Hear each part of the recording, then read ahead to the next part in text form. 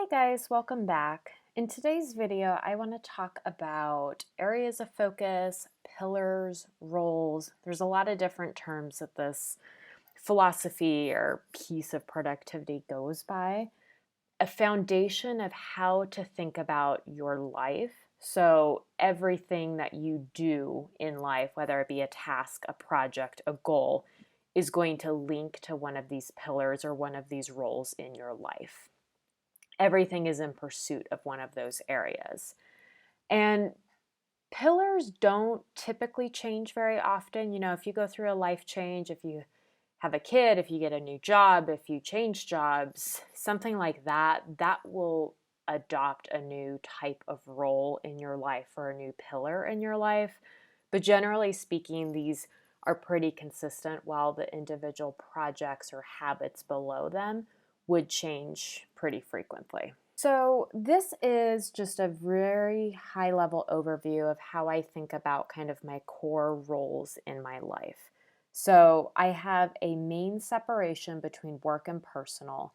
And that's really because my work life is very different from my personal. Like, I do have a 9 to 5 job, and when I'm working, it's work time. When I'm off the clock, I am doing personal stuff. So if you have a little bit more blended role within that, so maybe you work for yourself, maybe you don't have a strict, here's the hours that I'm working, you might not see this separation as cleanly. I don't know that I would put more than 2 separations in like this, because as you'll kind of see as we go, the more separations, the more complicated your systems can be. But I really think these 2 fundamental ones are a great starting point. And from there, I kind of consider myself as having 5 main roles in each area. So one of the benefits of defining these pillars is it gives you a structured way and a consistent way to set up all of your different tools and pieces of your system. For example, in Omnifocus, I do follow this hierarchy in there. So if I pull up Omnifocus, over here on the side, I follow the same hierarchy. I have my non-work and my work, and then I have the 5 individual roles below it. It also gives you a way to think about that area and to think about how you're doing in it. So for example, if you have, let's say I oversee kind of a lot of our revenue stuff at work. So if I branch this out, really what that amounts to is reporting, bookings. I also, because I am the manager over that, I'm responsible for all the controls and processes surrounding those systems. And I'm also constantly giving support or being a subject matter expert in that area. So where you might say, oh yes, I have reporting to do monthly, when you kind of map it out like this, you really see all the components of that particular role. And one of the ways to use your pillars and to use these areas of focus is to make sure that you are progressing in these areas and paying attention to all the things that you need to pay attention to. It gives you a sense of how you're doing in these different areas of your life, and to kind of give you a trigger of, oh, you know what? Yep, I actually need to put a new process in for that. Or, yep, I actually need to clean up my controls in that area. Same on the flip side, if you say, okay, home and life, I actually branch this out and say, all right, well, I have finances and just general life administrative type tasks. I have my home and my environment, and I also have my digital life as well. And so looking at all of these, okay, insurance and benefits, are those in order? Do we need to up the homeowner's insurance on our house? Are there any just little life admin tasks that I need to take care of?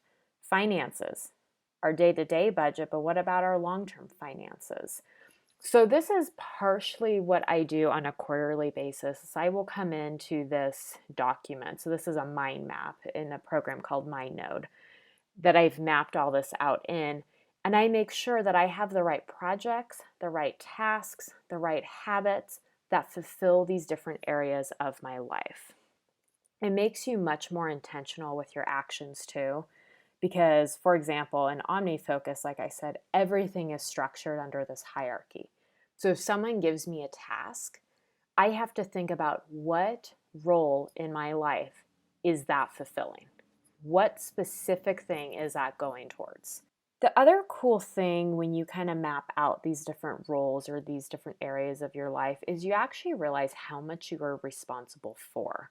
I think it's really easy to get in the mindset of, hey, yep, I'm responsible for some work stuff, I have some cleaning to do, and I have to do our bills. But when you actually break it down and you think about all the underlying components, even just for something like your home and environment, well, there's home, there's car, there's cleaning, there's the yard, organizing, decorating, improvements and upgrades, and other projects. Like, that is a lot to be responsible for. And in your personal, my personal is very big.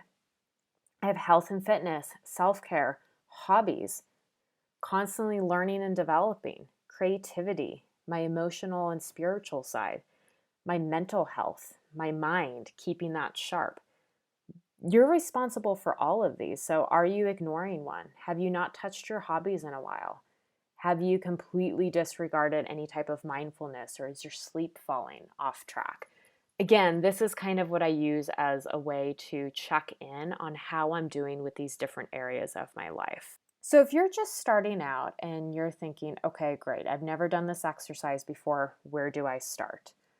I think doing this as a mind map is the easiest way because it's very visual. You can kind of have these relationships and these connections without having it to be in like a very strict hierarchy or put it into a system. You could do this on a piece of paper, you could do it on a whiteboard, but I think I would start with saying, okay, what are your core divisions? Do you have this very clean work and personal separation? If you have two jobs, maybe you have a third main separation here. So maybe you'd have work one, you'd have a work two coming off, and then you'd also have a personal. From there, think about the different hats that you wear or big areas that you oversee. So work is probably the easiest example of this. What are the different things you are responsible for at work? But take each of those areas and really start to kind of break down what it means for that. What are the things you oversee? What are the types of tasks that you have to keep up to date with? The way I use this mind map is every month I will look at it and review it for open loops. So what that means is I will expand all of these different nodes out and I will look at each one and say, is there something I need to do in that area? Is there a specific task or project or thing coming up that I need to put on my radar for that area of my life? On a quarterly basis, what I do is I come in and I rate myself on these different areas and how I'm progressing towards it. So I mostly call these divisions here, and the terminology really doesn't matter, it's more the concept, but these 10 I call the different roles in my life. This is how my systems are set up. This is the same hierarchy I use over here in Omnifocus. This is how my folder system and filing system is set up. I call them roles. Pillars for me go one layer further in, and it's different components of these roles that I want to make sure I'm keeping up on. You might have heard of like the life wheel or the 10 categories of life. I think there's several other names that it goes by, but personal is a good example of this, of saying, okay, if I just look and evaluate my personal, what I'm going to do is I'm probably going to think about health and fitness most of the time. And I'm going to say, yeah, you know what? I'm working out really consistently. I'm eating well. I'm doing excellent in my personal life. But I forget that I also want to make sure that I feed my hobbies. I'm feeding my creativity. I'm feeding the emotional side. I'm feeding my mind. And so when I look at pillars, pillars is the level that I check in with myself. And it's these further divisions in here. So I'll show you what this looks like in Notion here. So inside of Notion, I have a board called Pillars and Area of Life. And this is probably my favorite page in my entire database or in my entire Notion workspace. I love this. So what I've done is I've gone through and I've identified those core components that I want to make sure I check in on, and I'm always making sure I have things feeding them. So I basically made a board in Notion, and then I found an image that I thought kind of helped connect to that particular area. And that's what this board is here. So I have work ones and the personal ones. And what's really cool, I'll show you the health and fitness one. So I kind of have the core area it relates to. So again, that's that fundamental separation that I have. I then think about, well, what time bucket in my life do these things need to be prioritized against? And I'll touch on this here in a little bit as well. But I say I have personal, work, and family. So when my husband's home, I try to prioritize our time together as family time. The times I'm not working and he's not home, that's my personal time. So I really try to stay within those boundaries. And I have a spot, I haven't filled this in yet for this year, but it would be the vision. What does a successful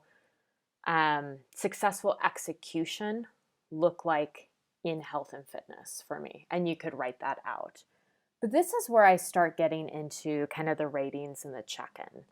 So I have a spot for each quarter, and I did this last year too, but I deleted them. I don't really necessarily go back further than a year on this. And you can rate how you think you're doing in this area. So when I gear up to do second quarter planning, I will come in and rate for the first quarter. So I could say, you know what, my health overall, I think is an 8 out of 10. I can then put in, well, where do I want to be? You know, realistically, you cannot be 10 in every area of your life, but where would you like to be? And I would say, you know what, I do want to be at an 8. I think that's sufficient. It's very, very important, but I know there's going to be things that isn't going to make it a 10. And the other thing that I do is I will say, does this pursuit, does this area have a good 5-year impact? I would say yes. In 5 years, my health is something that I cannot undo. If I mess it up and don't take care of myself, that's going to have a lot of impact. I will also check, keep in mind, this is a quarterly thing, if I'm excited about this area. And if I'm very passionate, you know, we just kind of redid a workout room, we're in a groove, I'm going to say, yeah, you know what, I'm really excited. And then I can also do a checkbox that says, where can I impact this area the most? So when I look at all of these different pillars back here, what are the ones I actually could impact the most? And this might be, okay, as I look forward, yeah, you know, we're going to have a lot of home projects coming up. So I'm going to be more focused on the house. I'm going to have a lot of work stuff. So I'm going to say, you know what, I probably can't impact this area with just what's on my plate right now. Doesn't mean I can't do anything, but it's not necessarily what everything is lining up to. And this helps me analyze where to set my goals for the next quarter. So what I will do with this is I will do this for every pillar. And then I will look at that and say, okay, what has all 3 of these check boxes for first off?